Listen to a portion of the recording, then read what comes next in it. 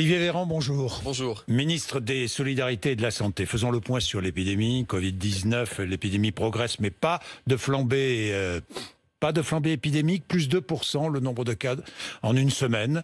Bon, ça stagne. La part des différents variants, vous le disiez hier, 60% de variants anglais et les autres variants 6%. On arrive à contenir le variant sud-africain et le variant brésilien. Bien. Vous prenez des décisions. Compte tenu de ce qui se passe au niveau national. Vous prenez des décisions qui font réagir. Pas de confinement national, c'est ce que répète Emmanuel Macron, c'est ce qu'il vous dit tous les mercredis matins. Pas de confinement national. C'est ce que nous disons tous les mercredis matins. Quelle que soit la situation sanitaire. Pas quelle que soit la situation sanitaire. On prend toujours les décisions adaptées au bon moment pour faire face à ce que nous observons. Quand on observe qu'il y a une croissance non maîtrisée du virus, avec des hôpitaux qui se remplissent, des réanimations qui débordent, et qu'on sait qu'il va y avoir beaucoup de morts, alors on prend des décisions nationales pour protéger les Français. Nous l'avons fait 2 fois, le 17 mars dernier. Vous n'excluez pas de le faire une 3e fois si la situation s'aggrave. Nous n'excluons jamais rien. Nous faisons tout pour ne pas nous retrouver dans la situation de devoir choisir. Donc aujourd'hui, confinement localisé. C'est le choix fait. Partiel et localisé. Et localisé. Je prends l'exemple du Pas-de-Calais. Confinement, 3 week-ends, c'est bien cela. 8h, 18h, 8h le samedi, 18h le dimanche soir, c'est bien cela. Et couvre-feu le reste du temps. Et couvre-feu le reste du temps. Un confinement partiel le week-end. En fait, c'est un confinement plus que partiel, dans le Pas-de-Calais, non ? C'est ce qui ressemble au confinement que les Français connaissent sur la période de week-end, avec le couvre-feu en période de semaine. Pourquoi, Jean-Jacques Bourdin? Pour limiter les interactions sociales. Hélas, j'ai conscience que la mesure peut être dure à vivre. Elle a été extrêmement bien respectée, d'ailleurs, je tiens à le souligner, à Nice, le week-end dernier, pour sa première application, et à Dunkerque, où les gens ont compris et se sont vraiment mobilisés pour éviter d'avoir une épidémie qui terrasse davantage de gens dans leur entourage. Pas-de-Calais, donc, confiné le week-end, pas la Seine-Saint-Denis avec les mêmes chiffres, pourquoi ? Pour plusieurs raisons. D'abord, la charge sanitaire hospitalière n'est pas la même dans la région Hauts-de-France et dans la région Île-de-France. Et ensuite, la Seine-Saint-Denis, c'est toute l'Île-de-France. Parce qu'il y a de telles interactions sociales entre un département francilien et un autre, que mettre en place des mesures le week-end en Seine-Saint-Denis, ça voudrait dire les mettre en place dans toute l'Île-de-France.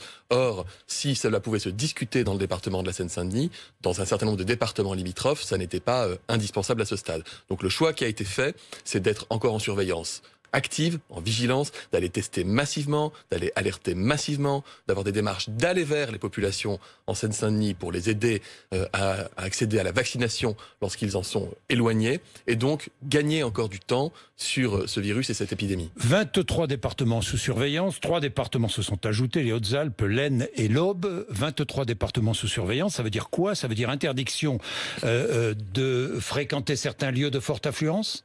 Oui, ça veut dire que les élus locaux sont aussi non seulement habilités, mais encouragés à exclure, je dirais, des lieux de circulation, tous les endroits qui sont propices à des grands rassemblements. Des rues, des jardins publics, des... Oui, ça peut être ça, bien sûr. Bien sûr.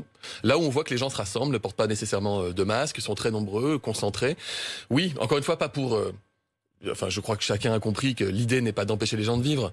L'idée est de leur permettre justement de vivre le plus normalement possible, le plus vite possible, et de sauver des vies. Et puis, fermeture des grands centres commerciaux de plus de 10 000 mètres carrés. 5 000 mètres carrés dans les territoires. 5 000 mètres carrés, même. C'était 5 000 mètres carrés dans les Alpes-Maritimes, dans le département du Nord. Et dans les 23 départements sous surveillance, ça va être le cas? Dans les départements sous surveillance, il n'y a pas nécessairement de fermeture des grandes surfaces. Et nous avons, vous savez, laissé la main à la concertation entre les élus, les représentants de l'État, ARS, préfets dans les territoires, pour leur dire, vous connaissez votre territoire, vous connaissez vos populations, voilà la situation épidémique et sanitaire, dites-nous. À ce stade, est-ce que vous nous demandez d'intervenir nationalement? Ou est-ce que vous êtes capable de prendre les bonnes décisions? Est-ce que vous les connaissez? On vous aide, évidemment. Et dans ce dialogue concret, sortent des mesures qui, je le pense, je l'espère vraiment de tout cœur, seront efficaces. Campagne de dépistage massif ce week-end. C'est vrai ou pas? Cette information a circulé dans toutes les salles de rédaction hier, et notamment campagne de dépistage massif dans les 23 départements sous surveillance. Je vais vous répondre simplement. La campagne de dépistage massif en France, c'est tous les jours. C'est tous les jours. Plus de 2 millions de tests par semaine. Donc il n'y Comparez-nous. aura pas d'accélération particulière ce week-end. Vous êtes toujours prompt à nous comparer, vous avez raison, avec nos voisins. Comparez le nombre de tests par habitant réalisés en France semaine après semaine. Ces tests sont gratuits, d'accès libre, dans les pharmacies, dans les laboratoires, chez les médecins, dans les barnums. Et oui, nous concentrons encore davantage nos forces dans les départements dans lesquels le virus et les variants circulent le plus. C'était le cas notamment en Moselle, où ils étaient quasiment au double de la moyenne nationale en termes de dépistage. Et nous continuons. Et ce week-end, nous testons, nous vaccinons, mais la semaine prochaine, nous testerons, pas plus que la nous semaine vaccinerons. prochaine, pas moins. Mais plus nous testons, mieux nous nous portons. Bien. Jean-Jacques Bourdin, c'est pas comme si on était limité en nombre de tests. Oui. Nous appelons les Français qui le souhaitent à se faire tester librement. Dès qu'ils ont un doute, un soupçon, qu'ils sont cas contact évidemment, qu'ils ont des symptômes bien sûr, ils peuvent accéder dans 12 000 points de tests sur tout le territoire. Est-ce que vous craignez une pénurie de plastique pour les tests PCR et antigéniques? Alors c'est du polypropylène et oui. nous avons pris... Fabriqué en Asie. Nous avons pris les bonnes décisions au bon moment, je le dis, parce qu'il y avait effectivement des menaces de tension mondiale sur le polypropylène, qui est indispensable pour fabriquer des petits cônes en plastique qu'on met dans les machines PCR. Des fois, vous savez, il faut être vigilant sur tout. Et donc, nous avons passé des commandes massives avec Santé publique France en Chine. 57 millions de cônes en plastique ont été commandés. Les premières livraisons arrivent dans 10 jours. Nous avons mis en place une plateforme nationale. 8 jours de réserve, nous avons. Mais non, on a plus que ça. Nous avons une plateforme nationale sur laquelle chaque centre hospitalier public ou privé ou laboratoire a pu s'inscrire pour nous dire nous manquons de cônes. Nous avons par exemple ravitaillé les hôpitaux parisiens avec plus d'1 million de cônes. Et donc, nous allons passer ce cap. Et ensuite, les livraisons arriveront et nous aurons de quoi faire pour 6 mois. Est-ce que ça ira mieux dans 4 à 6 semaines? J'espère. Nous avons des raisons de le penser et nous avons des raisons de l'espérer. Pourquoi est-ce qu'Emmanuel Macron le dit? Parce qu'il a des raisons de le penser et de l'espérer, tout comme moi. Jean-Jacques Bourdin, qu'est-ce qui se passe dans 4 à 6 semaines? Dans 4 à 6 semaines, nous aurons vacciné une grande partie des publics les plus fragiles et vulnérables. Et qu'est-ce que nous observons? 5 millions de personnes ont reçu au moins une injection. Les personnes les plus âgées, les plus fragiles, les plus malades. Et nous constatons 5 une millions baisse. De personnes, une injection? 5 millions de personnes ont été vaccinées. Non, 5 millions de personnes ont reçu une injection, c'est-à-dire en comptant les premières et les deuxièmes injections. Il y a eu 5 millions d'injections, si vous préférez. Ouais. 3 millions 2, 1 million 8. Hein. Exactement. Et qu'est-ce que nous constatons? Oui. Et qu'est-ce que nous constatons? Nous constatons qu'il y a une diminution de la circulation du virus chez ces publics qui ont été vaccinés, c'est-à-dire chez les gens qui sont très âgés. Et nous constatons qu'il y a une diminution des hospitalisations et des cas graves. Et puis dans 4 à 6 semaines, il y a le printemps. Jean-Jacques Bourdin. Et l'année dernière, nous avons vécu le printemps. En France, en Europe et dans tous les pays qui correspondent à notre zone géographique, on a vu qu'il y avait une baisse de la circulation du virus. Donc nous avons des raisons d'espérer. Nous ne faisons pas de prédictions, mais nous donnons aussi des perspectives aux Français. Dans 4 à 6 semaines, retour à une vie plus normale. Progressivement. C'est ce que dit le porte-parole du gouvernement, ce n'est pas moi. Le porte-parole du gouvernement dit, et il a raison de le dire, un retour progressif à une vie plus normale à partir de 4 à 6 semaines. Entendez aussi le message qui est derrière, Jean-Jacques Bourdin. Ça veut dire que pendant 4 à 6 semaines, il n'y a pas de retour progressif à la vie normale. Oui, ça veut dire dans 4 à 6 semaines, retour progressif à la normale, ça veut dire ouverture. Ça veut dire des réouvertures progressives et nous y travaillons. Alors, vous travaillez à des réouvertures progressives. Réouverture de quoi? De quels établissements? Réouverture des bars, des restaurants, des salles de spectacle, des salles de sport, des stades, des musées? Quand je dis que nous y travaillons, c'est que vous savez que nous disposons de protocoles sanitaires adaptés pour tous les types d'établissements qui reçoivent du public, et qu'ensuite, par degré de risque décroissant de contamination, nous procéderons à des réouvertures. Je ne vais pas ici vous donner ni date, ni la nature des lieux concernés, parce que ce ne serait pas responsable à l'heure où la situation épidémique ne prête pas à envisager des réouvertures. Si la situation épidémique continue à s'améliorer, est-ce que dans 4 à 6 semaines, on pourra aller au cinéma, au musée ou au restaurant? Je viens de vous dire que je ne vous donnerai pas de... Vous savez, la complexité de l'exercice, comprenez bien. Non, mais c'est pour donner une perspective. Bien sûr, mais justement... Vous savez, les Français ont besoin de perspective, mais je suis d'accord avec vous. On en a tous besoin. Je suis d'accord avec vous et tout le monde a besoin de perspective. Nous sommes à un moment qui est un moment qui... Parce que le dialogue qu'on peut avoir, il peut paraître paradoxal pour les Français qui nous regardent, je le crois. Oui. Nous leur disons actuellement, la situation... Elle est grave sur le plan de l'épidémie. Le virus circule beaucoup, plus de 20 000 contaminations par jour. Les hôpitaux sont chargés. Les soignants nous disent, attention, il y a beaucoup de réanimation. Donc, nous disons aux Français, on est à la limite de décider de confinement partiel dans des territoires. On se réserve la possibilité de prendre des décisions plus dures si la situation devait devenir plus dure. Et en même temps, on leur dit, mais dans 4 à 6 semaines, vous savez, ça va commencer à aller mieux. Pourquoi? Parce que nous devons tenir. Et pour tenir, il faut aussi avoir des perspectives. Et c'est vrai, il y aura des jours meilleurs. Nous l'avons connu l'année dernière. Et quand je dis que nous y travaillons, c'est que nous travaillons en bonne intelligence avec les différents secteurs économiques, sportifs, culturels, pour anticiper que ça se passe bien. Est-ce qu'une personne va s'occuper de la réouverture? Il n'y a pas besoin qu'une personne s'occupe de la réouverture. Une équipe. On est sur ce qu'on appelle les task force en afro-anglicisme. Bon, d'accord. Rouvrir les restaurants au déjeuner, certains députés le demandent, comme en Espagne. C'est une idée? Alors, quand on dit comme en Espagne, oui. Jean-Jacques Bourdin, en réalité, les bars, les restaurants ont été fermés pendant des mois dans la plupart des régions espagnoles. C'est pas parce qu'une région, vous savez, celle-là, c'est des décisions régionales. En l'occurrence, c'est la Catalogne qui avait ouvert 2 heures par jour les restaurants. Quand c'était fermé partout, il y a même des régions qui étaient en confinement généralisé. Donc ça, c'est le premier point. Ensuite, rouvrir des bars et des restaurants au moment où nous disons aux Français que nous devons confiner des départements entiers le week-end ne me paraît pas raisonnable ni adapté. Pas d'ouverture à midi, au déjeuner. Nous rouvrirons les restaurants les midis ou les terrasses dès que nous le pourrons. Aujourd'hui, est-ce que les restaurants seront ouverts avant l'été? Je le souhaite vivement. Ce serait une mauvaise nouvelle. Si nous ne pouvions pas le faire, ne serait-ce que partiellement ou en extérieur ou les midis, ce serait une mauvaise nouvelle parce que ça voudrait dire que le virus nous aurait joué des vraiment mauvais tours. Dans 4 à 6 semaines, pourquoi pas? Nous verrons. Nous verrons. Olivier Véran, quel droit de visite pour les familles dans les EHPAD? Est-ce que les résidents des EHPAD vont pouvoir sortir? Alors, les résidents des EHPAD vont pouvoir sortir s'ils sont vaccinés avec au moins 15 jours de recul après la 2e injection. C'est ce que nous a demandé, c'est ce que nous a demandé le Conseil d'État. Et nous avions, avant la décision du Conseil d'État, saisi ce qu'on appelle le Haut Conseil de santé publique, qui nous avait encouragé à le faire. Donc, nous rendons progressivement la liberté. Vous savez, nous avons réussi à vacciner plus de 80% des résidents dans les EHPAD. Il nous manque encore des soignants dans les EHPAD que nous devons vacciner pour vraiment les protéger. Mais nous allons rendre le maximum de liberté à ces personnes âgées qui ont vraiment morflé depuis 1 an. Croyez-moi, ce sera même un vrai bonheur que de pouvoir les voir sortir des EHPAD et retrouver droit de visite dans les EHPAD et le droit de visite existe aujourd'hui, il est encadré. Oui, il est encadré. On ne prend pas de risque. Assoupli et possibilité de sortir. Et possibilité de sortir. Bien, Olivier Véran, tant que vous avez des vaccins dans les frigos, je ne reconfinerai pas les gens. C'est pas moi qui dis ça, c'est Emmanuel Macron qui le dit. Vous étiez en Conseil de défense? Non. Bon, moi je ne commande pas les conseils de défense. Ça a été rapporté par des proches de l'Élysée, donc je peux les croire. Non, vous savez très bien que je ne commande pas les conseils de défense. Par contre, on peut discuter sur cette phrase si vous voulez. Oui, elle est très intéressante cette phrase. Alors allez-y. Dites-moi pourquoi elle est très intéressante. Non, mais allez-y. Allez-y, vous êtes le ministre de la Santé. Non, ce qui est évident, c'est que nous partageons tous le même objectif. Nous voulons vacciner le plus vite possible, dans des conditions de sécurité, et tout en ciblant les publics les plus fragiles. Ce que nous avons fait, encore une fois, souvenez-vous, les démarrages de janvier, on nous disait vous êtes lent. À l'arrivée, qu'est-ce que vous disiez en janvier? Pardon, Olivier Véran. La vaccination, c'était le 14 janvier. Jean Castex, la vaccination, c'est la priorité des priorités. Et ça l'est. Le 14 janvier. Ça l'est. Oui, ça l'est toujours. Ça l'est, Jean-Jacques Bourdin. Non, mais heureusement que ça l'est. Bien 2 sûr. mois après, heureusement. Et 2 mois après, nous avons vacciné plus de 80% des résidents dans les EHPAD. 2 mois après, l'âge moyen du Français vacciné, c'est 72 ans. C'est 72 ans. 2 mois après, nous avons proposé la vaccination à tous les soignants. Certains, beaucoup l'ont accepté, d'autres ne l'ont pas encore accepté. Et donc, nous vaccinons, ce qu'on appelle en flux tendu. Dès que des doses arrivent, elles sont dans les centres, elles sont dans les hôpitaux.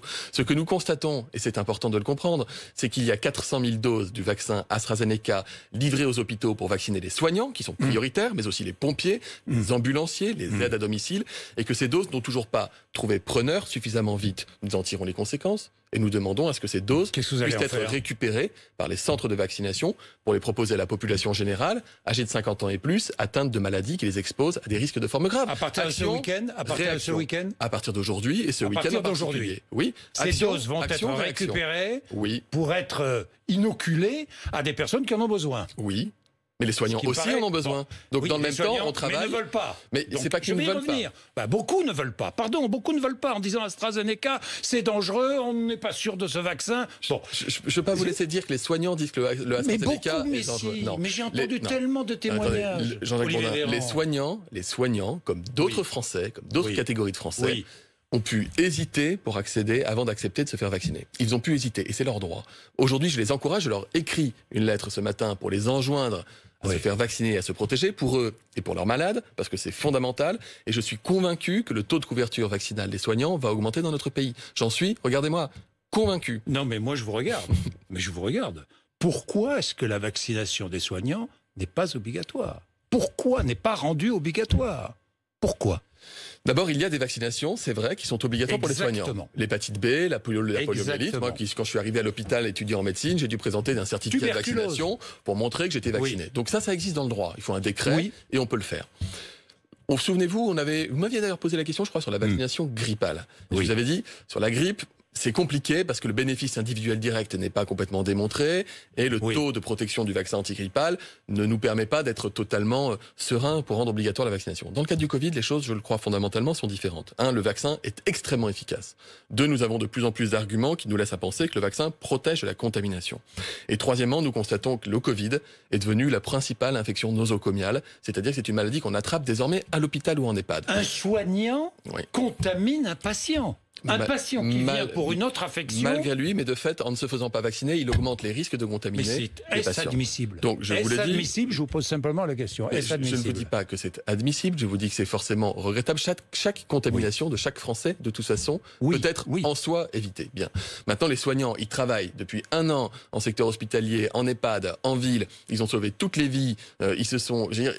Bon, donc je vais certainement pas leur jeter l'opprobre. Par contre, je leur écris aujourd'hui, pour ce travail de conviction, je suis convaincu que le taux de couverture va augmenter. Si nous constations que malgré cela et malgré tout le travail que font les soignants vis-à-vis de leurs collègues eux-mêmes, ça ne suffisait pas, alors je saisirais le Conseil national consultatif d'éthique pour rendre la vaccination obligatoire. Pour leur poser la question de savoir s'il est éthique de refuser de se faire vacciner quand on est soignant, pouvant nous conduire à prendre des décisions supplémentaires. Nous verrons, nous n'en sommes pas encore là. La vaccination obligatoire. Ça peut aller jusqu'à la vaccination obligatoire. Nous verrons encore une fois. Non, ne préemptons pas le débat. Vous savez, on me disait que les résidents en EHPAD seraient 50 ou 60% acceptés de se faire vacciner. Nous en sommes bientôt à 85%. Ça monte et ça montera aussi chez les soignants. Et les enseignants Quoi, prioritaire.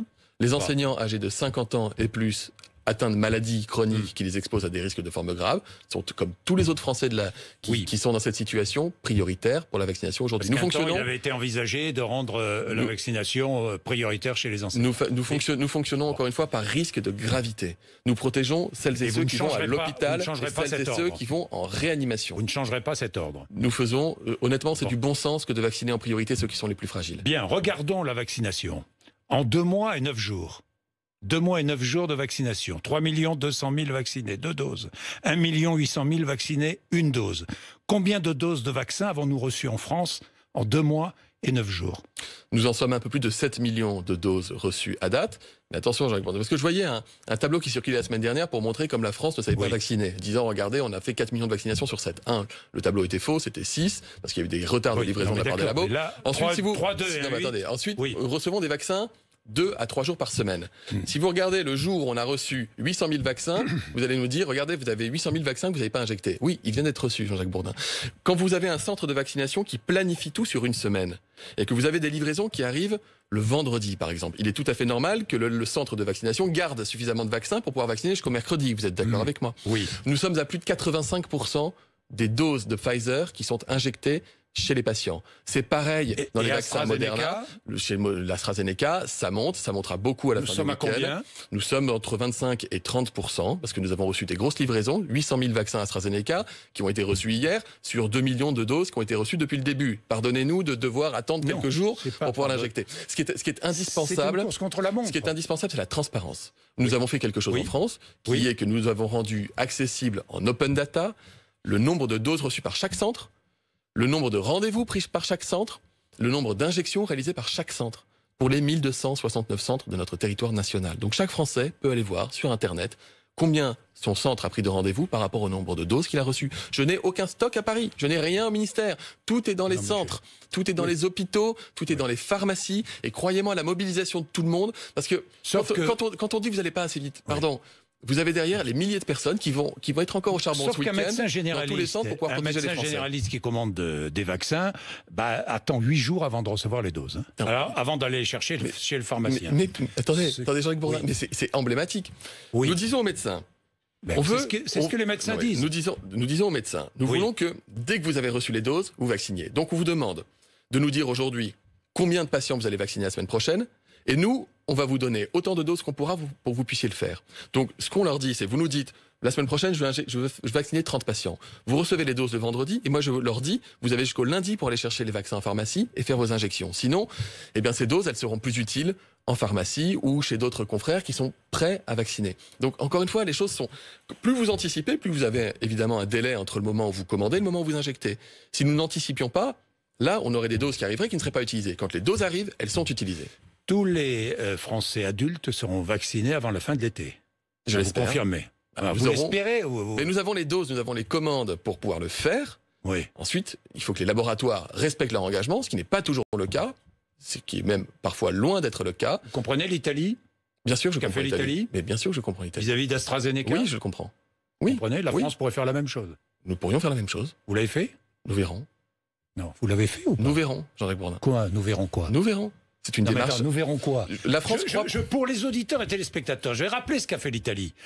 L'Italie a bloqué des doses de vaccins qui devaient aller en Australie d'AstraZeneca parce qu'AstraZeneca ne respectait pas ses contrats commerciaux. Oui. Est-ce que la France peut faire la même chose? La France croit à une démarche européenne depuis le premier jour. L'Italie est membre de l'Union européenne qui a approuvé sa nous position. Nous discutons de près avec les Italiens, mais aussi avec l'ensemble de nos homologues européens pour avoir en la matière une démarche européenne. Ce n'est pas à moi d'en parler. La France peut faire la même chose. Croyez-moi, plus j'ai de doses, plus je suis heureux comme ministre de la Santé. Donc la France peut faire la même chose. La France est habilitée à discuter avec ses partenaires européens en vue de faire en sorte que les laboratoires respectent leurs engagements et leurs contrats. Ça me paraît être, là encore, ce qui du bon sens. Ce qui n'est pas toujours le cas. On est bien d'accord. Est-ce que le taux de mortalité dans les EHPAD a baissé depuis le début de la vaccination? Il semble que le taux de mortalité en général chez les Français âgés de 80 ans et plus baisse, en tout cas le taux d'infection et le taux de réanimation. Attention, il y a un décalage entre l'infection et le décès des patients. Ça peut prendre plusieurs semaines d'écart. Donc sur la mortalité, il est difficile encore de le mesurer. En revanche, sur les contaminations, c'est net. Si vous avez vu la courbe de l'incidence sur les personnes âgées, sur l'âge moyen des patients en réanimation qui diminue, sur l'âge moyen des patients admis aux urgences qui diminue, donc tout laisse à penser que la mortalité va pouvoir diminuer aussi chez les personnes âgées, ce qu'on constate dans les autres pays donc qui, comme nous, ont vacciné des millions de personnes. Pour l'instant, on n'a pas de confirmation de la baisse. Sur la mortalité, c'est un indicateur, pardon pour le mot, tardif. De l'impact de la vaccination. Sputnik V, bientôt acheté par l'Union européenne et par la France? Sputnik V, enfin déposé devant l'Agence européenne du médicament pour faire ce qu'on appelle un rolling review, c'est-à-dire une analyse scientifique de toutes les données des études cliniques menées en Russie en vue de savoir si le vaccin est digne de bénéficier d'une autorisation de mise sur le marché en Europe. Bien. On rentre enfin dans la phase de la transparence, la phase scientifique d'analyse européenne de ce vaccin. C'est forcément une bonne nouvelle. Et mercredi matin, le président de la région sud, Provence-Alpes-Côte d'Azur, était avec moi et demandait à ce que l'on réserve le futur vaccin Johnson & Johnson aux 18-24 ans. Une bonne idée? Il a beaucoup d'idées, le président de la région. Vous ne vous aimez pas, je sais. C'est pas que je ne vous aime pas, c'est pas du tout. C'est que je constate qu'en faisant la liste des idées et parfois des injonctions, la liste peut être longue. Encore une fois, la bonne idée, Jean-Jacques Bourdin, il y en a une en fait. C'est l'idée que nous avons en France, qui est l'idée européenne. C'est l'idée que nous proposent tous les scientifiques. C'est de vacciner celles et ceux qui vont en réanimation et qui meurent du virus aujourd'hui. La bonne idée, c'est de sauver des vies en priorité. La bonne idée, c'est de faire en sorte qu'il n'y ait plus des familles endeuillées par milliers tous les mois dans notre pays. Ça, c'est la bonne idée. Et c'est, je vais vous dire, vraiment la priorité des priorités, celle que nous suivons avec rigueur depuis le début. Quand est-ce que les pharmaciens, les sages-femmes pourront vacciner? Les pharmaciens et les sages-femmes peuvent vacciner depuis aujourd'hui. J'ai signé le décret. Aujourd'hui, ça y est? Le décret a été publié. Aujourd'hui. Oui. Donc aujourd'hui, si je suis dans le cadre imposé, je peux aller chez mon pharmacien et me faire vacciner. Avec quel vaccin? Avec le vaccin AstraZeneca qui est disponible. Alors ils peuvent participer en centre de vaccination. Il va falloir faire la promotion de ce vaccin AstraZeneca, parce que... J'ai essayé. Oui. Je l'ai reçu, le vaccin AstraZeneca. Vous l'avez reçu. Vous croyez que si je considérais que le vaccin était dangereux ou inefficace, je ne me serais pas fait vacciner? Je me suis fait vacciner en toute confiance. Le vaccin AstraZeneca, vous savez, il a pâti, c'est vrai, d'une mauvaise réputation au départ. Parce qu'il y a eu des cafouillages dans les études cliniques, parce qu'on disait qu'il était moins efficace que les vaccins ARN messagers, etc., etc. À l'arrivée, qu'est-ce qu'on constate? En vie réelle, c'est mieux qu'une étude clinique. Sur des dizaines de milliers d'habitants, par exemple en Écosse, on constate qu'il est efficace à plus de 90% pour limiter les risques de formes graves, qu'il est efficace à tous âges de la vie. Les réserves sont levées. Et donc, nous pouvons faire profiter de l'AstraZeneca les Français qui souhaitent se faire vacciner. Passeport sanitaire ou certificat, passeport sanitaire, bon, c'est un nom générique, projet de passeport présenté le 17 mars par la Commission européenne qui avance. Il semble qu'on avance pas très vite en France. Réunion à l'Élysée, je crois, avec le président de la République. C'était mercredi en fin d'après-midi, c'est bien cela, hein? En fait, il y a deux sujets. Oui, alors allez-y. Il y a deux sujets. Il y a le sujet européen qui est la circulation d'un État à l'autre en fonction de son statut vaccinal, qui s'apparente plus à une notion de passeport. Et la question de l'accessibilité des lieux qui sont aujourd'hui fermés, lieux culturels, sportifs et autres, lorsqu'ils seront rouverts pour des publics en fonction de données sanitaires, vaccinales ou autres. Ce sont deux sujets. Je vais vous dire ma conviction profonde. En France, je peux me tromper, dans ce cas-là, vous me direz dans 2 mois que j'avais tort. Je considère qu'en France, on est un pays égalitaire, égalitariste. C'est pas un pays dans lequel on va dire si tu es vacciné, tu peux rentrer là, si tu ne l'es pas, tu ne peux pas rentrer là. Je ne le crois pas. En revanche, qu'on ait une réflexion sur des indicateurs sanitaires collectifs qui nous permettent d'envisager la réouverture de certains établissements, vous parliez des restaurants, des cinémas, etc. Ça oui. Et en revanche, qu'on puisse avoir un certificat de vaccination pour pouvoir voyager au sein de l'Union européenne, si c'est une décision européenne, pourquoi pas? Ce que je veux vous dire, c'est que nous travaillons à toutes ces questions, parce qu'il y a des enjeux éthiques, il y a des enjeux juridiques, il y a des enjeux sanitaires, il y a des enjeux numériques qui sont importants. Bien sûr. Et donc, tout cela s'anticipe, Jean-Jacques Bourdin. Donc, croyez-moi, nous sommes dans l'anticipation et nous y travaillons. Ce n'est pas un sujet pour aujourd'hui. Ce n'est pas un sujet pour dans 1 mois. Ça peut être un sujet avant l'été. Pourquoi pas pour avant l'été. Mais je le dis, je ne crois pas que le scénario le plus probable soit un scénario en fonction duquel, selon qu'on soit vacciné ou non, on puisse rentrer dans tel ou tel lieu. Pas en France. Je ne le crois pas. Peut-être que je me trompe. Je ne veux pas préempter le débat. Ce débat est légitime. Nous solliciterons des experts pour nous accompagner. Et puis j'ai une dernière question qui n'a rien à voir avec le Covid. Est-ce que des repas végétariens dans les cantines sont bons pour la santé des enfants? Bon, si c'est un repas sans viande ou sans poisson par semaine dans une cantine, si c'est fait avec une vocation non idéologique, mais que c'est fait par exemple pour avoir de l'équilibre alimentaire pour les gamins, je vous le dis, comme moi, comme père de famille, il m'arrive de faire j'avais fait des pâtes ricottes épinards à mes enfants le dimanche soir. C'est pas la même chose que ce qui était proposé par le maire de Lyon à la réflexion. Parce que lui avait dit on va retirer toute la viande des cantines pour des raisons sanitaires. Non, attendez, s'il retire la viande, c'est pour d'autres raisons que des raisons sanitaires, et c'est un autre sujet. L'alimentation doit être équilibrée, et si je peux me permettre, foutons la paix à nos gamins avec les questions d'ordre politique et idéologique, faisons en sorte qu'ils mangent bien. Travaillons, et c'est ce que je fais comme Unité Solidarité, pour diffuser la cantine à moins de 1 euro dans les communes rurales. Travaillons pour que le petit déjeuner gratuit à l'école, dans les écoles pour les gamins, soit généralisé dans tous les quartiers pauvres. Ça, ce sont des priorités pour moi. Nous y travaillons avec Julien Denormandie, avec Jean-Michel Blanquer. Nous prenons notre bâton de pèlerin pour aller convaincre les élus. Ce sont des belles mesures sociales et qui sont des belles mesures aussi nutritionnelles pour les enfants. Développons les circuits courts, développons le bio. Mais je le souhaite.